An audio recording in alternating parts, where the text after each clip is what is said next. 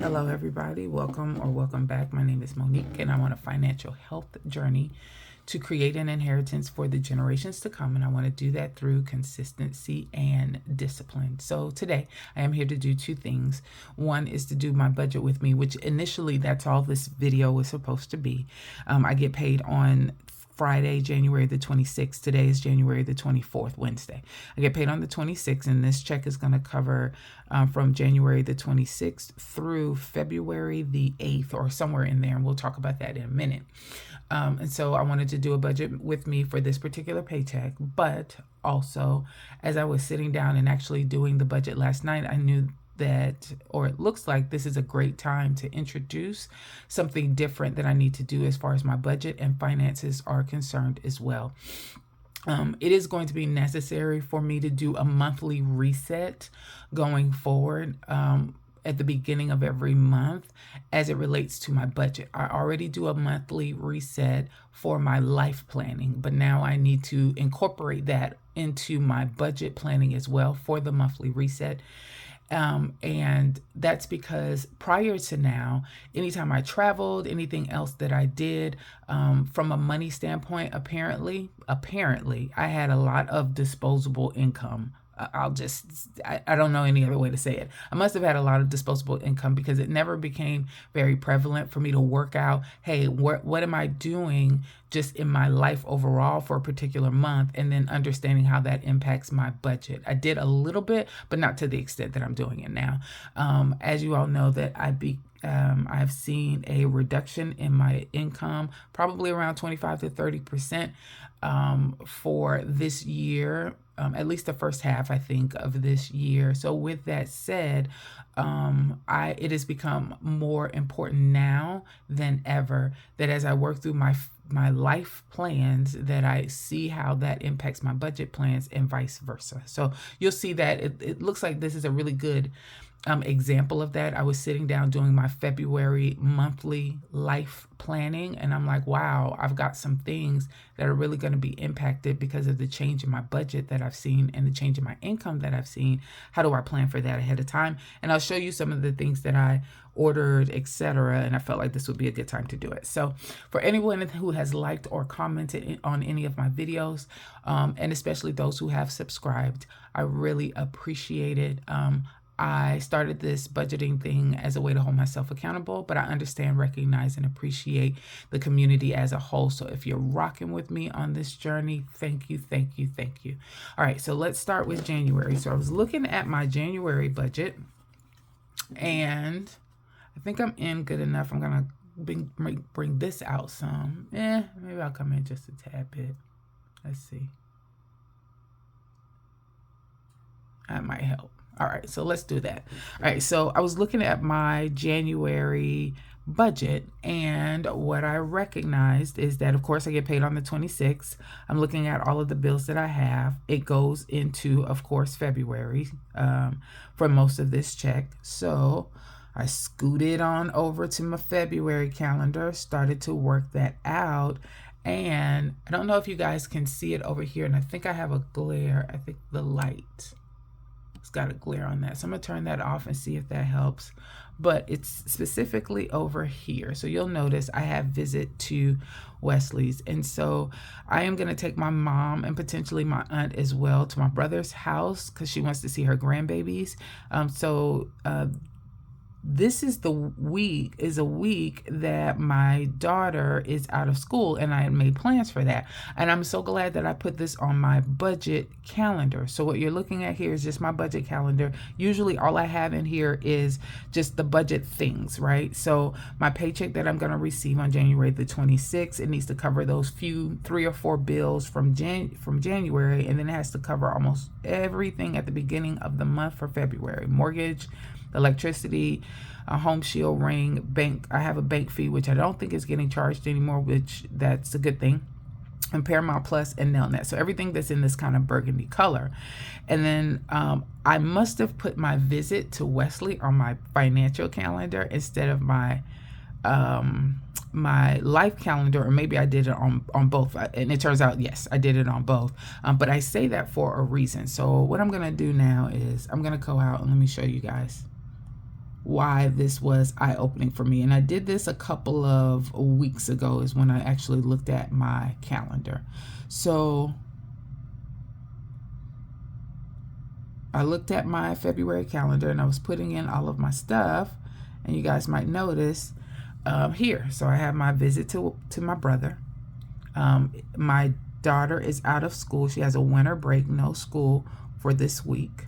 The week of February the 19th. All of this is going to make sense in a minute. So she's got that. And then I have a brunch on the 10th that I'm doing with some of my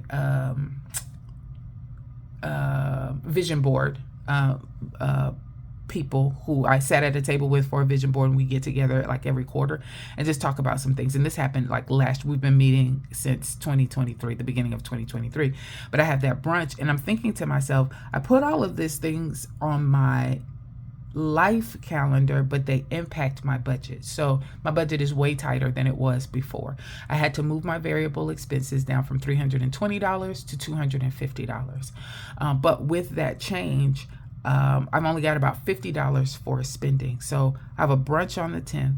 I have a visit that I have to make, which is going to require me to go to South Carolina where my mom is, pick her up, and then travel to North Carolina where my brother is, and spend some time there, then go back to South Carolina, drop my mom off, and then come back here to Georgia. And then right after that, I have a whole week that Corinne will be home as well. So my groceries are going to be different that week. My gas needs to be different. My spending will be different for the brunch. So I have a lot going on in February. I can't wait until February to start planning for this, or trying to save for this, or figure out where the money needs to go for this. I have to start planning for that now. So with that said, like I said, I started working on my February reset for my life planning a couple of weeks ago. And so I'm going to zoom back out again. And let's turn this light back on, because I'm going to put this over to the side. So with that said, I went ahead and ordered, y'all, I'm going to be kind of like a cash stuffer. So I have not, if you know anything about me, you know when it comes to variable expenses, I have been cashless. I have the money in the bank. I allocate so much money into certain categories, and then that's it. And I just adjust what I say I'm going to spend that money on, and then whatever I have left over, I pull it out and I use that to fund my savings challenges, right? So but I need to make a change, because some of these things I need to start saving up for. So I went on Amazon. I found this A7 wallet. It's a basic plastic pleather kind of thing, but it was a whole system together. So this is an A7 size. It came with some labels, 3 of which I'm going to use, and we'll talk about those in a minute. It came with some budget sheets. I don't know if I'm going to use those. And then it came with some of the A7 envelopes as well. And then you have a plasticky pleather, vegan leather, whatever you want to call it, binder, which I'm not excited about using at all. And my plan is not to use it at all. But I gotta test this out first to see. So first, let me just say I got all of these items because what I need to do, or what I realize, is starting this week. So any money that I have saved from the variable expenses, and you will see what I'm tracking to save as a part of my budget for my paycheck that I'm going to receive on 1/26. And that's why I thought it would incorporate really well with this budget with me. So I've been saving money from my variable expenses to save in my savings account, and I'm going to need to do that a little differently. I'm still going to save money from variable expense. I'm still going to use some of that money for my savings challenges, and I'm going to use some of that money, depending on what it was allocated for, as rollover for cash that I'm going to keep in my wallet for 3 of the categories: gas, groceries, and spend. So right now I have 4 categories overall: gas, groceries, spend, and I'm trying to get there. Let's see if I can get there really quick. Gas, groceries, spend, and gas, groceries, spend, and home. Gas, groceries, spend, and home. All right, so I have gas, groceries, spend, and home. And what I'm going to do is I gave myself, for example, $40 for gas. Whatever I have left over from that $40 this week from gas on Friday, when I reset my variable expenses again, whatever is over that, I'm going to take some of that money or maybe all of it. That's what I'm still trying to figure out. I'm going to take some of it or all of it, label a envelope as gas and put that leftover in here in cash so that I have it as rollover for when I go in February to South Carolina and North Carolina to visit family. So I'm starting to save now. That should give me roughly 3 weeks of rollover in gas that will be available in cash in my wallet.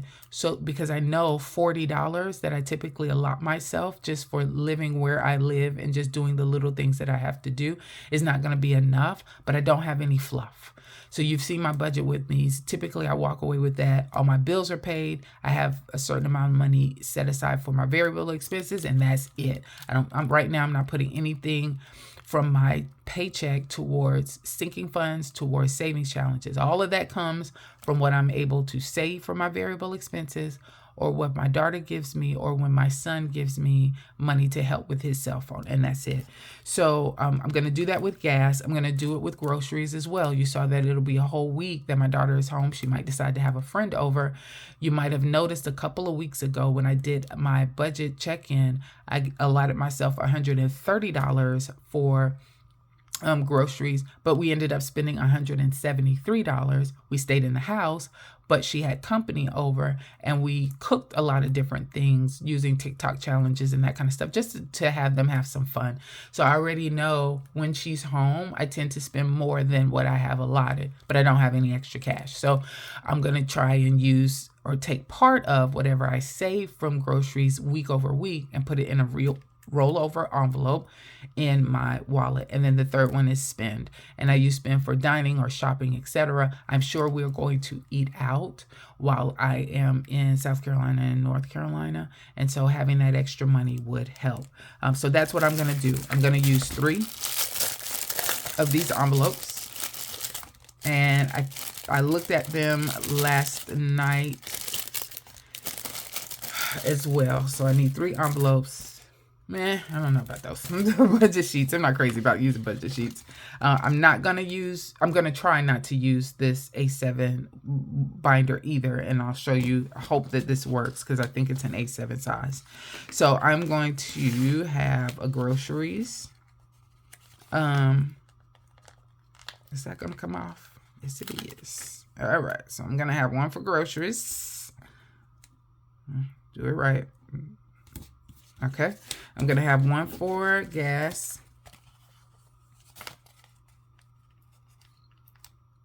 Yep, there you go.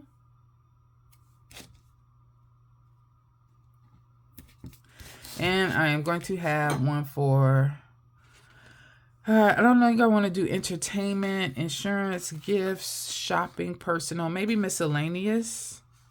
I was going to do dining, but maybe I'll just do miscellaneous. And we'll get that one off because it's just an overall spending category. All right. So I got all of this little bundle pack with the A7 binder from Amazon. It was less than $8 and I have Amazon Prime through my boo. And so the delivery was free. All right. I am not only a digital planner, I am also a paper planner as well. So I have a Moterm Pocket Plus planner that I carry around in my bag every single day. And I have my own, if you're a paper planner or used to be a paper planner, then you know and you understand. All right. So, so highlighters, pens, etc. So my hope is, and it should line up, and it looks like it does. So I should be able to put these inside of here. And I am going to, I had some basic pages here for, I'm not going to use them, but I have some basic pages here. So I'm going to take those out, sit those over to the side, I think. Okay, so I keep my projects in here that I'm working on. I keep my prayer request list in here that I'm working on, and then extra pages if I need those to jot down some notes. And so I'm going to add here. Yes, here. I'm going to put in these 3 categories. And so, and these 3 envelopes. And the reason why I want it to be in here is, number 1, I don't want to carry around 2 different binders. There's no reason for that. Number 2, I feel like I need to have this money with me at all times instead of having it in a, just sitting in a binder in here. And I don't know how much money is going to actually be in here. We'll see, but I definitely need it for travel. So that seems to work. So that's going to be it. So I am going to be a rollover cash stuffer for groceries, gas, and miscellaneous spend within my pocket planner plus going forward. Oh, look, again, if you're a planner, a paper planner, then you understand. So this is my accountability partner. She's the one who tells me, girl, stop spending money. And this is my goals. That's my relationship goals, because they just look fierce and tight as a couple. So anyway, let me go back to doing what I need to do. All right, so this will go in my bag. I'm going to put this in my bag now. And so I have those categories. And so I just wanted to talk through, though, that change, because, again, I don't typically look at my life planning and start to correlate it a lot with my budget. And I think that's because I must have just spent money that I am not going to have any longer. So there you go. Now let's go back to the budget. I'm sorry, this video has been quite long already, but it's all good. Let's get in here and see where we are at. All right, and I'm gonna zoom in a second. So this is January the 26th. There you go. All right, so January 26th through February the 8th is what this particular paycheck is going to cover. I am allotting myself $1,175 to go into my bills account to cover my bills. Variable expenses is $500 allotted for that. I do have rollover that I am going to count into this paycheck budget because I saved half of my mortgage. You see here the mortgage is $750. I can't pay all of that at one time. So I do save half of that. So I have $360 rollover. I also am going to have, from what I can tell, variable savings from week 1. And I'm going to just call it variable rollover. And I saved $58 from my first week of variable expenses. So I already know I have that available. It's in my jar over here on the desk. My son is going to give me $40 for his cell phone. So I already know that I'm going to have that money as well. Now, whatever I've saved up for my variable expenses for this past week, I can't document that here necessarily exactly what it is, but let's guess. So right now, I feel like I'm tracking to save about $60. As I mentioned before, I want part of that money to go towards my rollover cash stuffing that I'm going to do in my wallet. And the other part is going to go towards savings challenges. So I'm going to put the part that would go towards savings challenges here.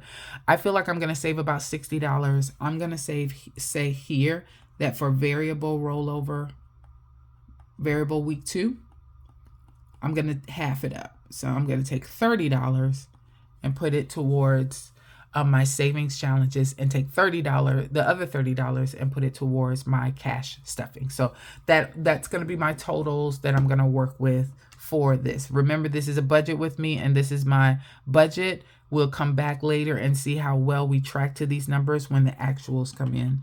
So that's 1175 plus 500 plus 360 plus 58 plus 40 plus 30.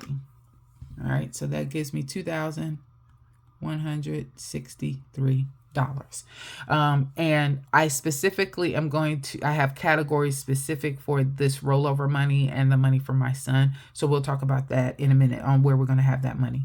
All right, tithes, pet insurance, car insurance are already taken out of the amount, the $1,175 amount that you saw earlier. So I've got mortgage due at $715. Apple Music is supposed to come in at $12. Gas South 102. Apple Care, my second Apple Care for $4.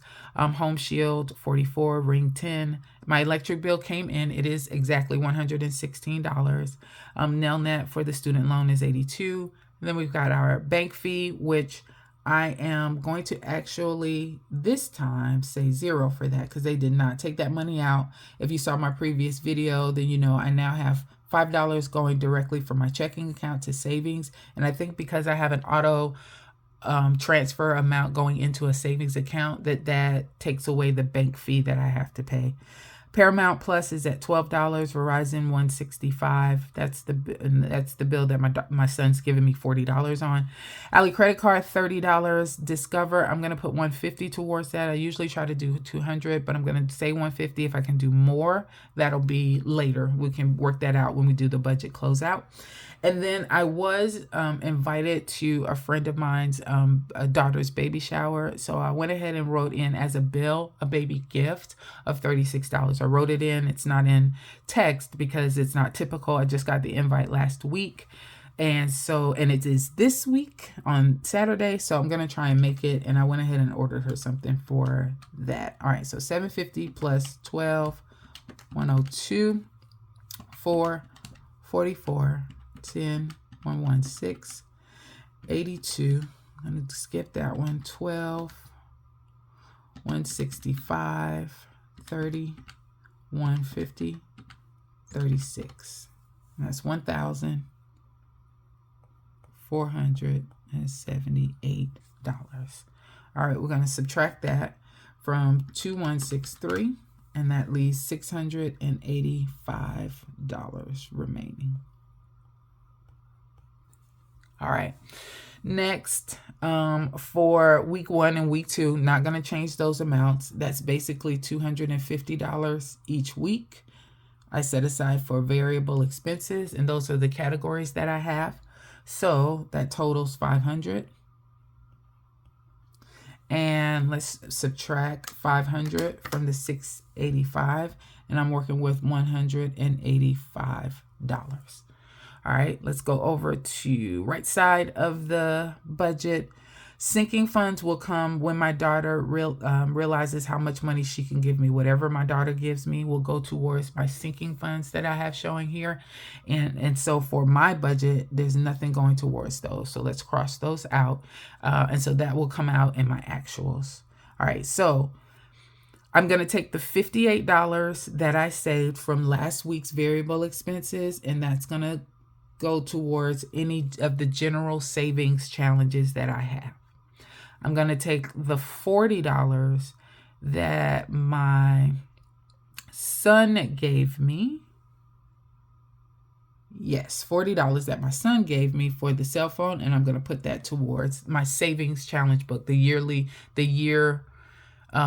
savings challenge book that I have. And then that leaves, it's 58, 40, 30. So I expect to save $30 from week 2 that I want to put towards savings challenges, and that will go towards my family savings binder that I have. So that's 58, 30, and 40. Let's add that together. 185, I got to remember that. So 58, 30, and 40 equals $128.